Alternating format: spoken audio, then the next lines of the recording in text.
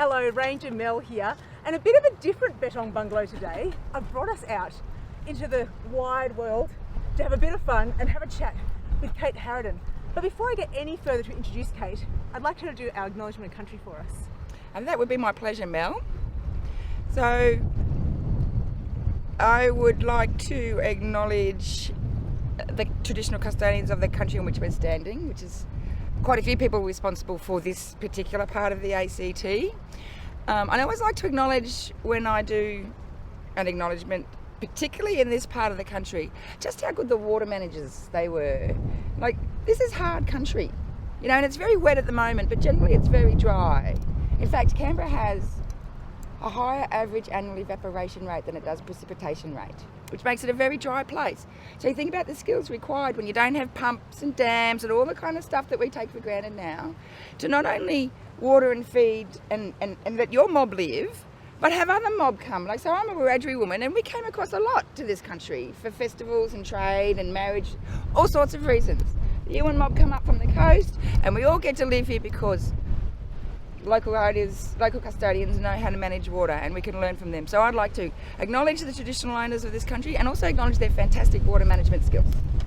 Thank you very much, Kate. Well, why are we sitting in a stormwater channel with your beautiful dogs? Why are we doing the interview down here? I don't think I've ever sat in a stormwater channel. Well, Mel, I've spent a lot of time at a stormwater channel. Quite like stormwater channels. But we're here because I'm doing my PhD research on how we can use small-scale things rather than big-scale things in the actual flow of the water, and often using Indigenous practices and ideas to make the water better. So let's look at the moment what we have as a system here to look after our stormwater here in Canberra. Let's use Canberra as our example. Yep. What is our current system, and why do you believe it's not exactly how we should be managing stormwater? Well, our current system is a highly modified concrete-based system. So this is Yarralumla Creek. This is a creek, yet it's covered in concrete and it's very, very straight. I mean, if you look up there, you can see how straight it is. There's no natural straight lines, right? It's just not the way it is. So by straightening the channels, by removing the roughness, making them all smooth and containing everything, we've lost not only a whole bunch of really useful environmental processes, like floods, which give us silt for better quality soil so we can have really yummy fruit and vegetables, but it means a whole bunch of pollution ends up at the end of the creek. And then you've got a really nasty part of the creek.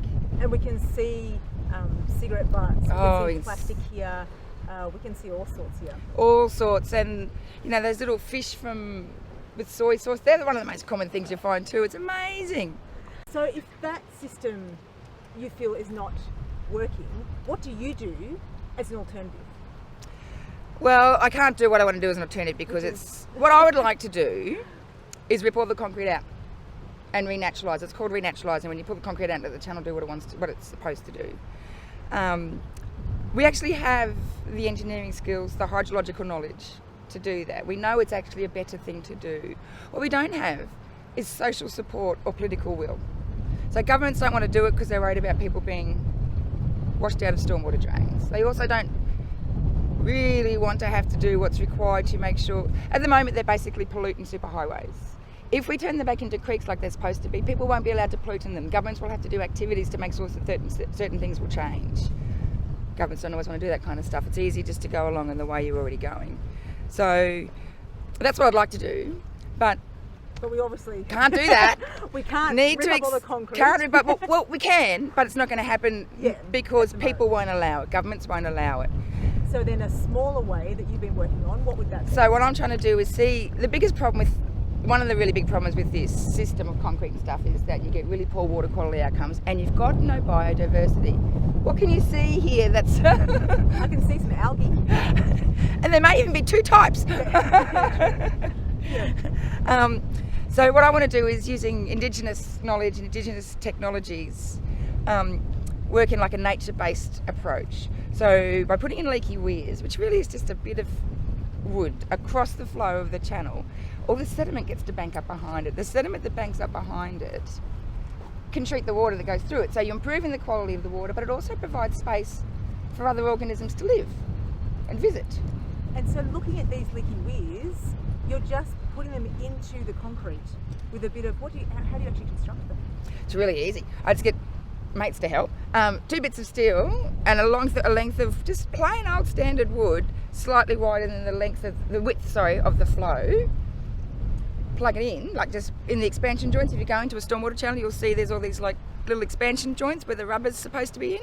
We just bang in there and off they go. The moment they're in, you see a change. Something happens automatically, like the flow width expands and the flow slows down. Once the flow slows down, sediment can start to fall out. So, but do they cope with the amount of runoff we have in an urban environment with all off the roads, all off the roofs? Can they cope with that amount of runoff when we have those big storm events? Yes and no. So the leaky weirs are not actually designed to operate in high flow events, okay? So this is something about there's something about the Indigenous science approaches which is different to non-Indigenous science approaches, right? Non-Indigenous science approaches tend to want things to be done forever and not change. You do some engineered solution and it's never going to change. Indigenous science tends to be a lot more flexible and goes, okay, we need to work with the system that we've got. So what I've put in this part here is really just for low flow, for standard flow. They are robust in that when the flow picks up because you've got a rain event, mostly they'll stay, but the sediment behind them gets washed away, mostly. And that's okay. The sediment was going to end up down there anyway. You just delayed the process. That sediment's done some water quality treatment while it's sitting up here, which it wouldn't have done down there. So you've got all these small gains, which all add up to a big gain. And sometimes they do get washed away. Do they affect then downstream? Like if the wood that you put in is now washing down the stream, does that affect problems further down on the grates and things? They get picked up by the gross pollutant traps. Okay. By and large, they get picked up. Mm-hmm. And that's what the gross pollutant trap is for. Mm-hmm. And I maintain that the odd piece of leaky weir running down to the gross pollutant trap is actually way better than like any of the shopping trolleys. Okay, yeah. So, or any of the plastic bags. But we are leaning against, what are we leaning against what we're chatting about? Yeah, we're very comfortable here in the stormwater channel. They are actually pretty good places to hang. This here is what I call artificial channel bank storage. Okay. So channel bank storage is a natural function around channels. But when we turn channels into concrete conveyance systems, we actually actively remove the capacity of the system to do channel bank storage. Channel bank storage is super cool because as your flow comes up, all the little air pockets in the in the bank, taking the water from the channel. So instead of the water going really high, really quick, it goes a bit higher, a bit more slowly because the water gets to be stored in the channels. As the water goes into the banks, it gets treated. Then when the water starts to drop again, technical term, the hydrological head changes. So the water will start to seep out of... So it'll come under that wood. Yeah. Okay. But it gets treated again. So it gets treated as it goes in, as it settles, it goes through organic matter, which helps treat, sits there for a bit, and then as the flow changes, the water goes out again. But yes, it's also treating it, so there's 2 lots of treatments for that water, and then it hits up here, it's upstream of the channel bank storage sites, and then, the leaky weir sites, and it's got 3 shots at leaky weir treatment. So are you hoping then that within this storage area, you would capture some of that rubbish too that comes through? And we're sitting behind a pile of cigarette butts here. We are sitting very close. So that run of rubbish there, it's not usually that high. That's because we've had so much rain so quickly. Normally the flow is sort of more in line with this.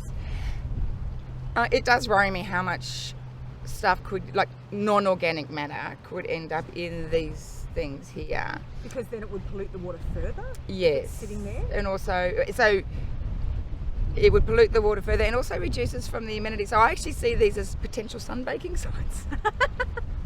Well, I have to say, we are cooking in the sun at the moment. We are. We certainly are. It's beautiful. I'm thinking it's lovely. I grew up in Queensland, so. Okay, hence the sunbaking reference. As opposed to Monero girl. Yeah. Loves the snow, not the sun. Yeah. And of course, we have to give the stormwater drain warning. Never play in a stormwater draining in a massive flow. No. But that's why we're recording today and not when the rain was. Yeah, not when we were supposed to. I think that's a really important message because even though this was a creek and now it's concrete, that's still something we have to drive home. That we could not be sitting here if we had a big rain event coming. No. A little thing I like to get people to think about when they're wondering about this is just test it yourself. When the rain starts falling, go down to your local stormwater drain and see how long it takes for the first frost to come through. If we've got about a moderate rainfall happening in this creek, 20-25 minutes before the first flush comes through. Yeah, so it takes that time through. So you're hoping, with your research, you're looking at the leaky weirs, you're hoping to slow down the water on a very small scale. Is this something, if it expanded out, could be a way to just pick up the water quality and the way we manage stormwater? Because, as you said, the reality is we can't rip up all the concrete. We can't do that. So is that what you're hoping? Yeah, and part of the reason why I chose this channel is because this channel was part of the Healthy Waterways project, and they've got a series of large-scale water quality treatment infrastructure built up on these things. So there's the wetland up at Mawson, the rain gardens down at the flood memorial. We have one at the Jerrabomba wetlands as part of it. And there's 2 more down the end there. But I am concerned, rightly I think, that these large infrastructures have very small impacts on an overall system. So So by putting in these small things in and around them, you're actually supporting that. You're building on that change from the larger ones. And has your research looked into the outcomes from the Healthy Waterways project? That was actually my plan B if this didn't work. Mm-hmm. So I've had a bit of an eye on it, but I won't need to. I have enough data now that I probably won't. I don't need a plan B. But I was doing testing of the wetlands up there, and like I said, I've been testing down at YA 400 for a long time, and they've turned that into a riffle. I'm relatively happy that the wetland up at Mawson is relatively effective. Mm-hmm. I am entirely convinced that the riffle down at YA 400 is not at all effective. Because it went in too fast? Because it's not appropriate for the site that it's at. Because they didn't bother to look at the whole system. They didn't realise they were looking for one thing. So this doesn't fit. One of the key tenets of water-sensitive urban design is that you do not deal with one parameter in isolation. Mm-hmm. It's a holistic approach. They dealt only with turbidity down there. How would have you done it differently? I wouldn't have done that site. I would have left that site alone. I've done more work down on the other side of on the downstream side of the Cotter Road Bridge. I'd have done some work down there. Probably wouldn't have done quite what they've done, but I would have. Something needed to be done. The sediment was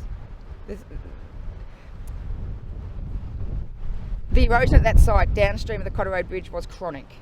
The reason why the sediment downstream, why the erosion downstream of that bridge was chronic is because of this concrete. So it's concrete all the way down, the water's coming down super fast, super straight, and it just kept hitting that bank. That bank has no choice but to erode. But if the creek had been allowed to just go womble, womble, womble like it always has historically, we wouldn't have erosion there. That was a tricky site downstream of the Cotter Road Bridge, but upstream it was clear. They should have left that alone. I guess there's the challenge, isn't there, because we have a water crisis, a water quality crisis, and we need to get things in as quickly as possible to try and solve that, which I guess... So, I'm sorry, I have to stop you there. First of all, a water quality crisis is highly constructed and contrived by human beings. It is not that the water is intrinsically poor, it's the way we manage it, right? This is one of our key management techniques. This system of stormwater creates polluted water. Because we did things quickly, we've come up with these stupid solutions. We need to stop, breathe, reassess, think, plan, act. And is that how Indigenous science looks at the way that when you're going to do something, is that how it works? Tends to be a much slower process. And again, because Indigenous science tends not to come from the perspective where we are of making permanent changes that are inalterable. You can go slightly faster because the impacts aren't so long-term or so serious, right? So if as an Indigenous mob we go in and put a leaky weir in a natural creek and it causes a problem locally, that's okay. We can remove that structure. But if as a Western society we go in and put it in a concrete channel... we can't remove it. I mean, we actually can remove it, but the political will and the social desire is not there. And so there's 2 different ways of approaching science, have 2 really different outcomes. And if you're going to use this Western approach, we need to slow down. Do you hope that the more that we learn about Indigenous science, we can start to bring the 2 together, if you like, Western science, bring it together so we can start having better conversations so we don't end up with, like you say, systems that cannot be removed? This is actually one of the things I'm doing both as part of my PhD but also in my academic life, yes. Like as a scholar, as a teacher, and is thinking, talking, working about how do we incorporate more Indigenous science philosophies. And I'm not sure where I stand on this yet. I'm still just working it through, but I'm not convinced that a blending of the two is the go. Because when you look at how English political systems were blended with Indigenous political systems, there was no blending. No.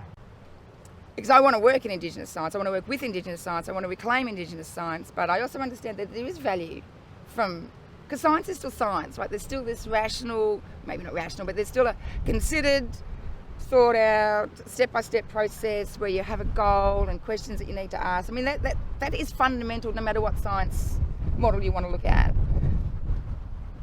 But there's some really important differences in the philosophy, and that go fast, do it quick, do it permanent really bothers me.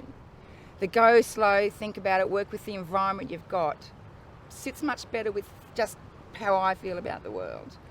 I want to finish with talking through, I think it's a Wiradjuri term, and you'll be able to say it better than me, Yindamara.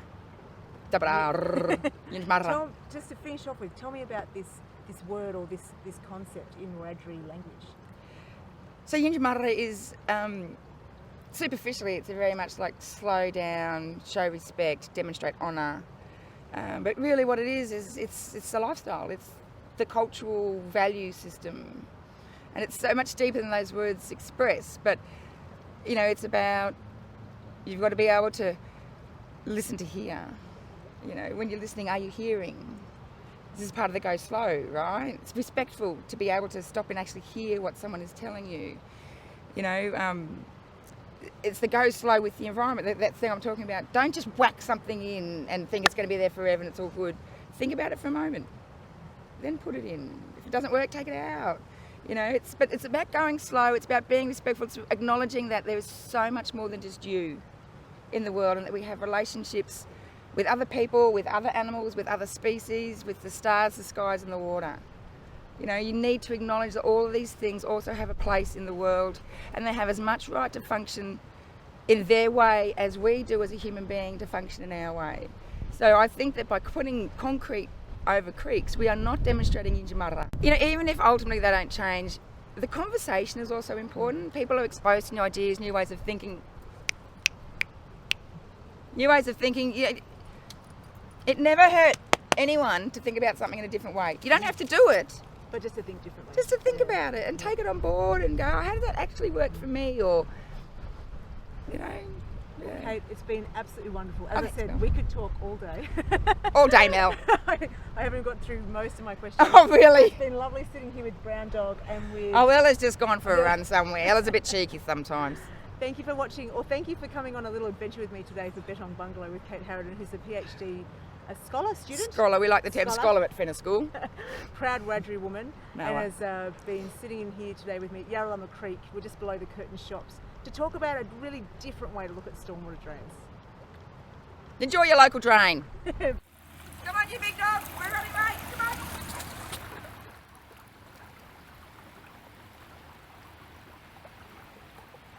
Healthy Waterways is a joint initiative of the ACT and Australian governments to improve the quality of water flowing downstream into the Murrumbidgee River system. A scientific advisory group provided considerable input into the concept and design of the program. This information informed the development of a suite of potential projects. These projects were then extensively reviewed to prioritise projects for construction. This included detailed modelling of the likely water quality improvement performance of each asset, the practical and logistical constraints associated with construction, and extensive community consultation to identify projects that had strong community support. The ACT Healthy Waterways program has been successful. Monitoring of one asset in Tuggeranong suggests that the water quality has improved downstream. An Aboriginal native plant expert was engaged to advise on plant selection, collect endemic seed, grow plants, and lead volunteer planting days for the Inner North retrofitted wetlands and ponds at Dixon, Lyneham and O'Connor.